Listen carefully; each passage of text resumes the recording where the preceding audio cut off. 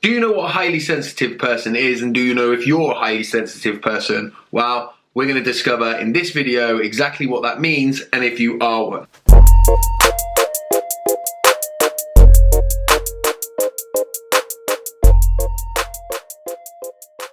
First of all, welcome to my channel. That I talk about mental health, the ways that I feel, my emotions, how I still struggle with them in my life today, and what I do to still thrive in spite of all that. I explore different topical things that are around mental health, and everything that I learn I try and share with you, and I try and share the ways that I feel. And if that feels like something that might be of benefit to you, then remember to subscribe and always turn on the notifications so you know each and every time I post a new video. So today I want to talk about highly sensitive people. It's something I came across a couple of years ago. After going along and researching, I recognized and realized I am a highly sensitive person myself, and recognizing what that means has been really important to me. For a time, I just believed that the reason that I felt everything so strongly was all to do with the trauma and everything that I faced, and that I was a wounded person, and that's why I felt it all. But once I went and researched highly sensitive people, I realized that actually I was susceptible to feeling the ways that I do because I'm a highly sensitive person. So what I want to do today is I'm going to explore a website by a woman called Dr. Elaine Aron, and we're going to go on the website that she's got that talks all about highly sensitive people, and I'm going to explore it with you today. The website is hsperson.com, and that is obviously, that's short for highly sensitive person.com. And when you land on the page, the first thing you come across is the question, is this you? And then it's got some questions to answer yourself to work out if you're a highly sensitive person. Are you easily overwhelmed by such things as bright lights, strong smells, coarse fabrics, or sirens nearby? So I have my phone on brightness turned right down all the time because otherwise it hurts my eyes. I wear sunglasses even when it's really dull. And I do that because I'm really susceptible to bright lights. It drives me mad that I've got all this light in here to be able to film, and I've had to really train myself to keep my eyes open. If you look back at some of my original videos when I first got the light, you'll see that I'm really squinting, and I'm probably still squinting a little bit now. Strong smells, again, that's one I kind of relate to, but not as much. But coarse fabrics, so I will almost never wear hoodies if I can help it, and if I do, I have the zip undone so I can keep it all away from my neck. I couldn't wear a scarf if I tried. I remember I bought a parka coat once and I had to take the fur off from around it because I couldn't have it on my neck.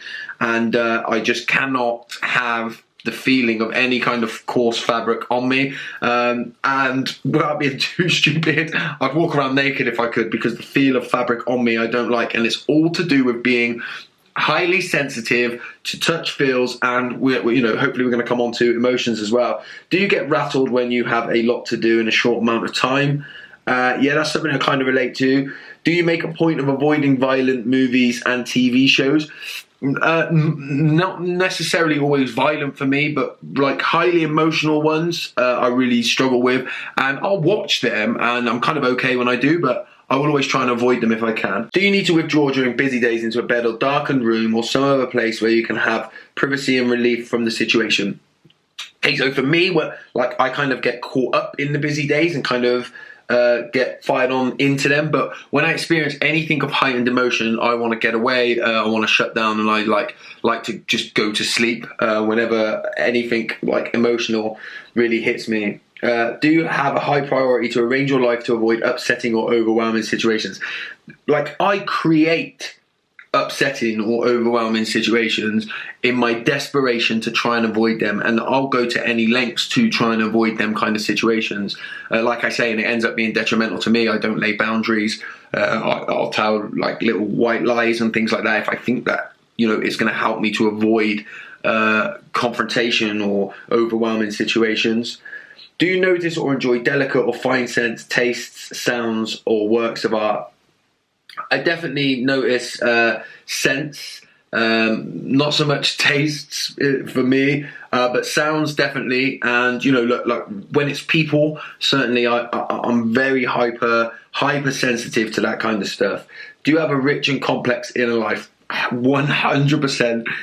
Too rich and too complex for me. That's definitely how it is for me. And I'm constantly always in that inner world of mine, and I guess that's why I'm able to kind of do some of the things that I do, because I'm just so wrapped up in that my feelings and my emotions all the time. When you were a child, did your parents or teachers see you as sensitive or shy? Now, I hid my shyness really, really well with a cocky arrogance, and I learned to do that very, very quickly. But I was definitely, at a young age, was seen as sensitive. I learned to hide that in the end because I felt, certainly as a boy, that I wasn't supposed to be sensitive in that way. So you can click here to take a self-test, highly sensitive self-test. It's got find out if your child is highly sensitive, and high sensation seeking self-test. Not going to go into that on today's video, but I would definitely go and check that out. If you are highly sensitive or your child is, I'd like you to know the following. Your trait is normal. It is found in 15 to 20% of the population, right? So that's huge. Like, well, you know, that's nearly 1 in 5. Too many to be a disorder, but not enough to be well understood by the majority of those around you. It is innate. In fact, biologists have found it in over 100 species. Now, I would contribute this to the nature-nurture argument when it comes to addiction, right? I believe that if you are born as a highly sensitive person, then the nature part, the biological part, if you're a highly sensitive person and then you face early trauma in your childhood or difficult things emotionally in your childhood, then I believe that's why it's one of the reasons why you become much more highly, there's a much higher possibility of you having addiction problems because you're going to seek escape because you're easily overwhelmed by their emotions. You are more aware than others of subtleties. This is mainly because your brain processes information and reflects on it more deeply. Again, so this is like, and again, going back to what I've just said about it being part of, you know, one of the reasons why you might fall into addiction, I also believe the opposite too, right? So if you're a highly sensitive person and you have an amazing nurturing environment, then you can, you know, really go on to be one of the most thoughtful and deep people out there in a really positive way.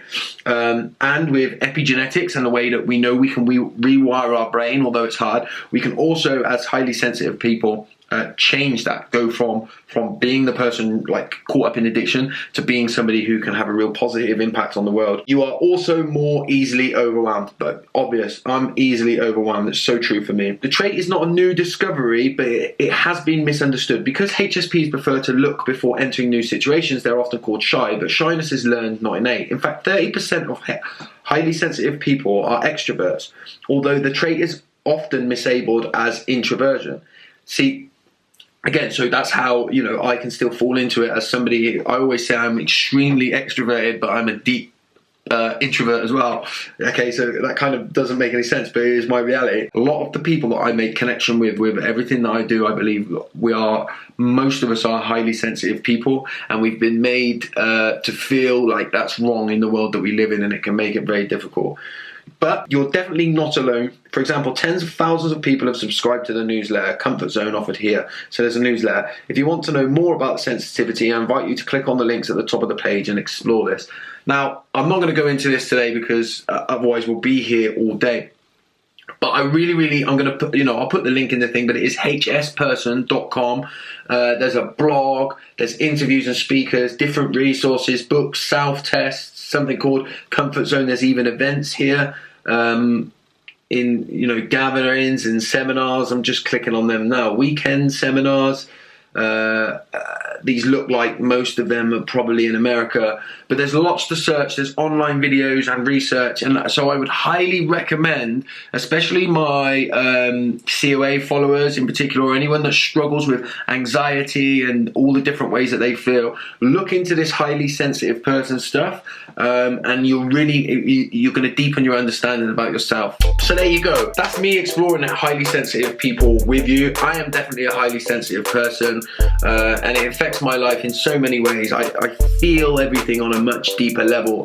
When I see other people struggling, I feel it so deeply and so consciously, and it's okay, and understanding that and recognizing this stuff kind of gives me opportunities to still be able to grow in a world that doesn't want me to be as sensitive as I am, or certainly a society in our part of the world that doesn't want me to be that sensitive. And so if you're that sensitive person too, it's good to know we're not alone, and this is why I do what I do, because I want to talk about the stuff that's not getting talked about in mainstream media, and so hopefully it can have an impact.